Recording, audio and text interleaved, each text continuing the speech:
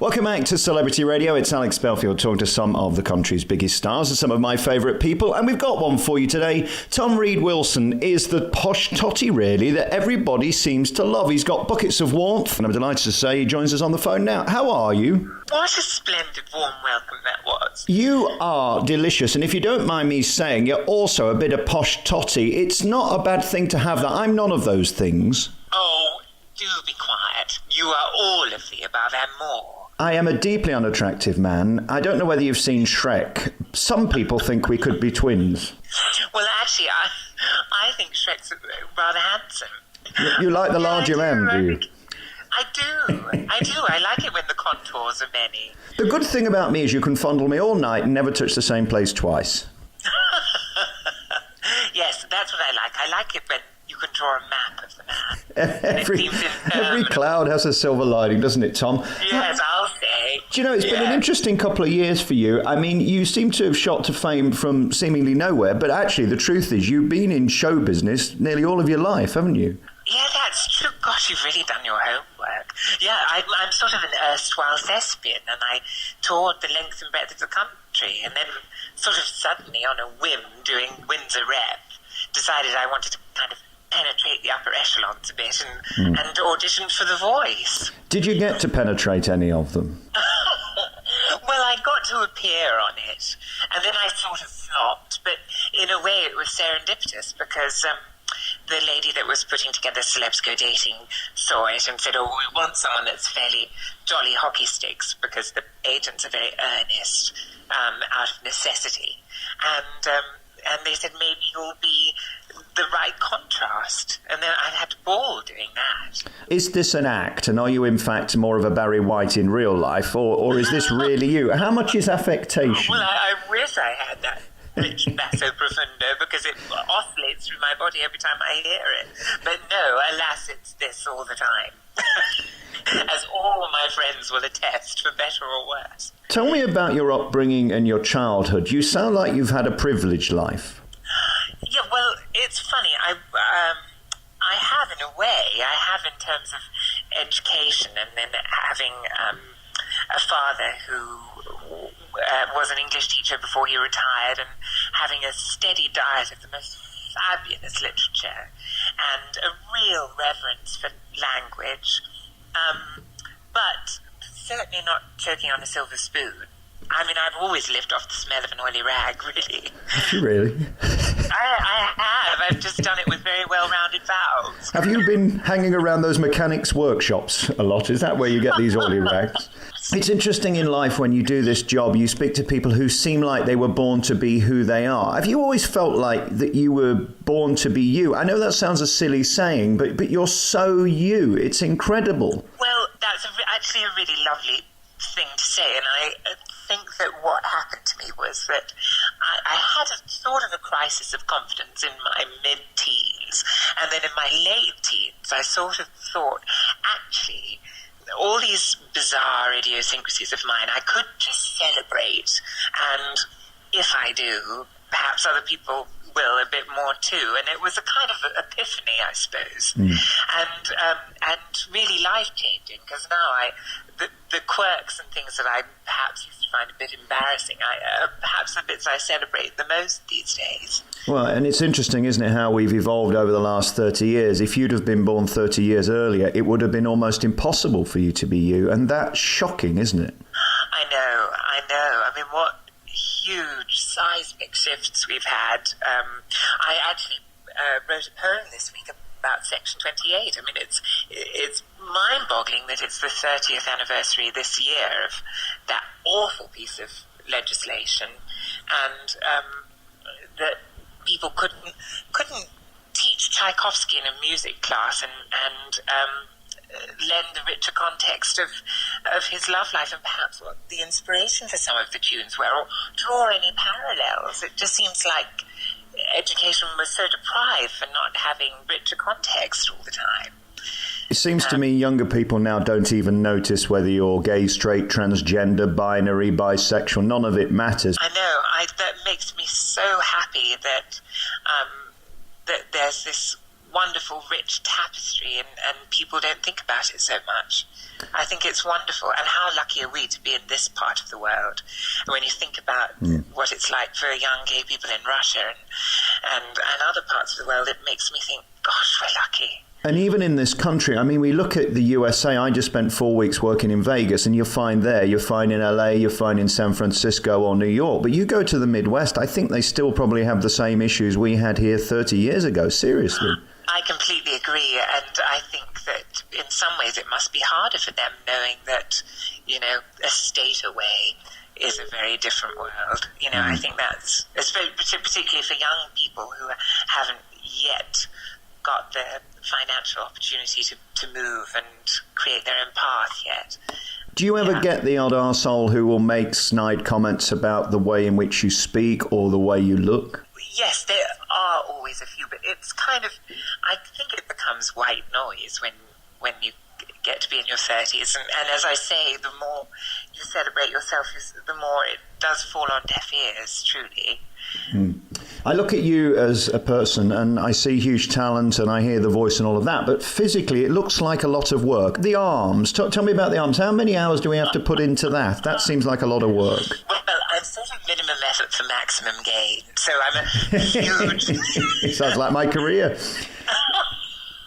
I'm a huge supersetter in the gym, so that's when you train a specific muscle group and then immediately train it in a different way, and so you sort of shock it all the time, and that means you can for me it means I can shrink my workouts because I do get bored. What a waste of time it is going there. Let's talk about your music, because I think the first TV thing we saw you on was The Voice, and that was born out of musical theatre. It seems to me there are a lot of very specific roles, whether it be cabaret or Rocky Horror or something like that, where you'd be perfect. Is that your ultimate desire, to be in a big West End show? Well, from your lips to someone's ears, because, the ones you list are exactly the one. The MC in Cabaret, I would adore to play one day. Adore Candor and Ebb. And there are a few of those roles. I'd love, when I'm older, to play Albin in Le Cage aux Folles as well.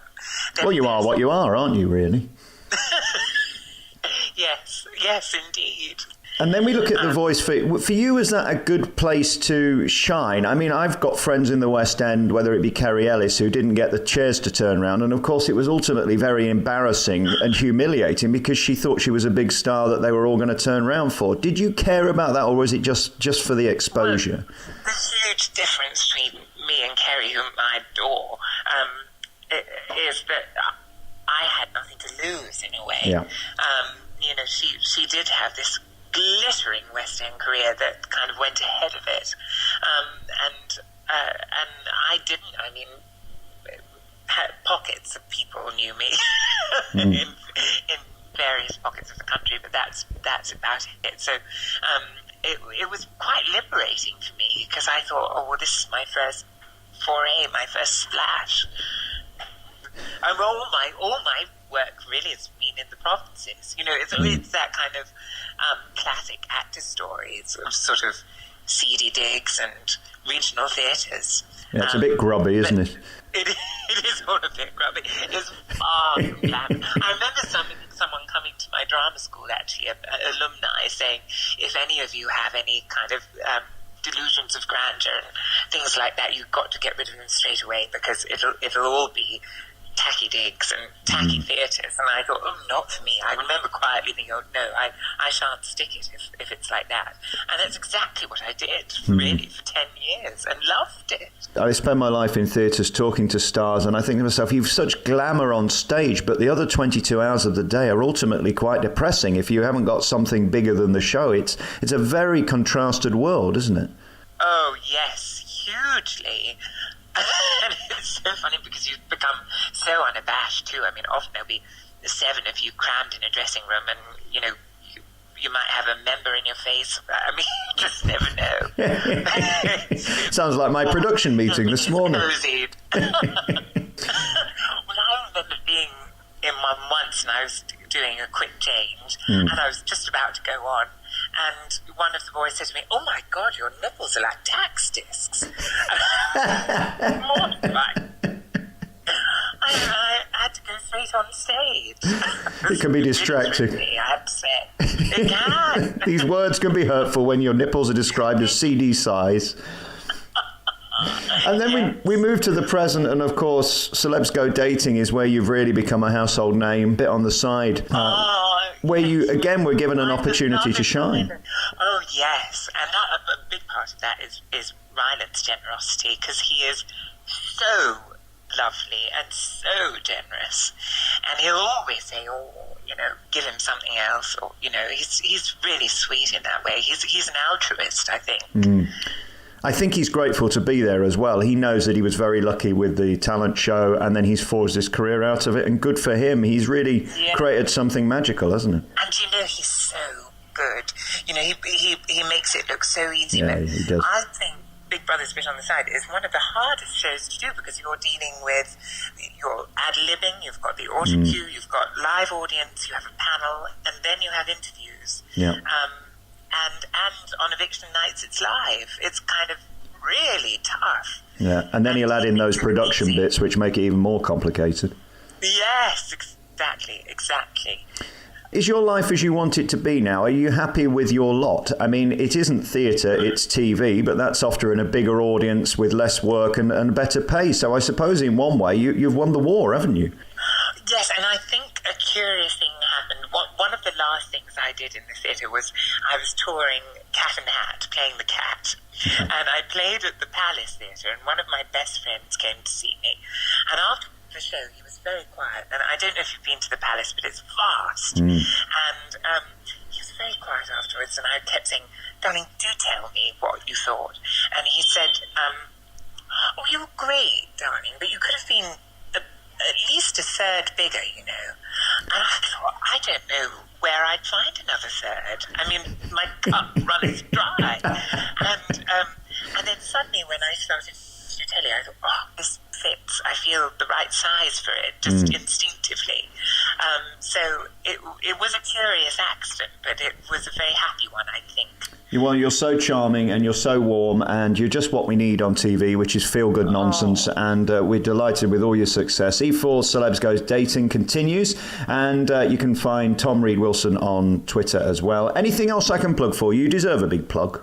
Oh, well, today is all about the summer solstice and the longest date that Badoo's hosting, and I'm kind of compere and host and Cupid. That's Stephanie Pratt in the background. Can you hear? She sounds very busy. Yes. So I'm kind of playing Cupid out in Shoreditch Gardens. Heaven. And are you out there now? I can hear sort of birds tweeting and horns in the background. Who's giving you the horn, by the way? Indeed. Well, there are klaxons going off when activities conclude. So they move to the next thing. And there's pottery classes and people making pasta and jiu-jitsu and picnics, you name it. It's all going on. Well, it sounds very exciting. Tell us where we come and how we get involved. Is there a website? At Shoreditch Gardens, it's actually just today. But I think anybody's welcome to pop along. We have a ticketed, but free ticketed party this evening.